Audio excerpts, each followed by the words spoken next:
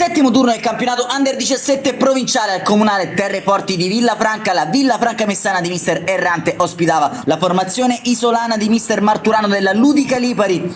È stato un pari nell'ultima uscita del 2018 per i ragazzi in bianco-verde per 2-2 sul campo del Don Peppino Cutropia. Sono a 14 punti, ma ricordiamo che partecipano come fuori classifica a questo girone. Ludica Lipari che invece ha vinto il derby contro il Salina Young per 7-2, conquistando i primi 3 punti del loro campionato. Dirigeva l'incontro il signor Emilio Filippo Privitelli della sezione di Messina, quando grazie alle immagini che ci pervengono da Mirko Giacopello possiamo passare a raccontarvi del film della gara, che si apre al sesto di gioco col tentativo di Mazzeo che sciupa una buona occasione, quella del vantaggio.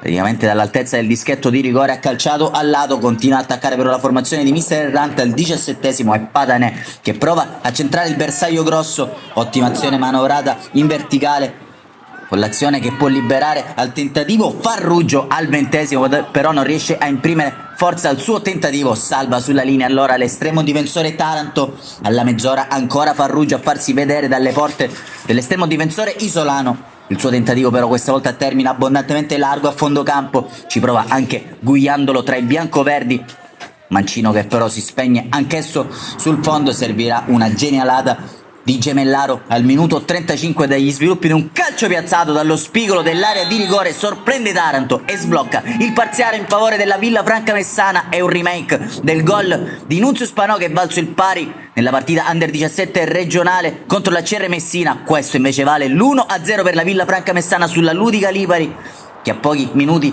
dallo scadere della prima frazione di gioco si fa vedere dalle parti di Bove con questo tentativo dalla distanza di Natoli che termina comodamente tra le braccia dell'estremo difensore di mister Errante.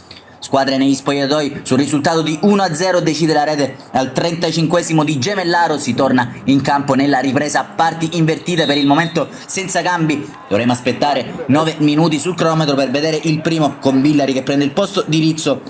Seguono gli ingressi di Ruggeri e Bonfiglio per Farrugio e Maddalena.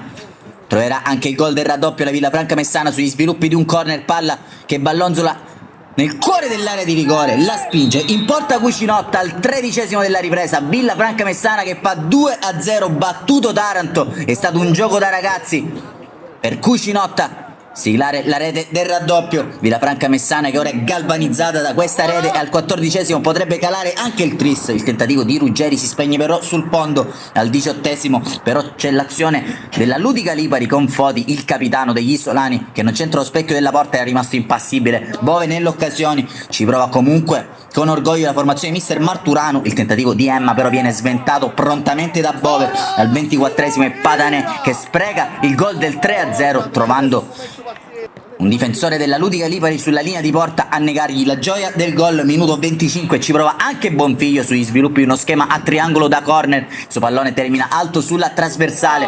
Ludica Lipari che terminerà la gara in 10 per questo doppio giallo ai danni di Natoli. L'ultima occasione è dell'uomo che ha sbloccato la gara, Gemellaro. Questa volta non ha sortito gli effetti sperati il suo tentativo. Termina così la gara, triplice fischio e game over al comunale Terreforti di Villafranca. Villafranca Messana si impone su Ludica Lipari per 2-0, Gemellaro e Cucinotta.